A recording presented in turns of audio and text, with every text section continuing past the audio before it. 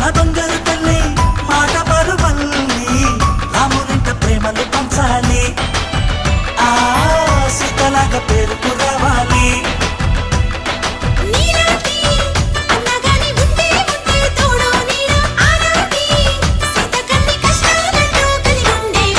చెల్లిపోని బంధం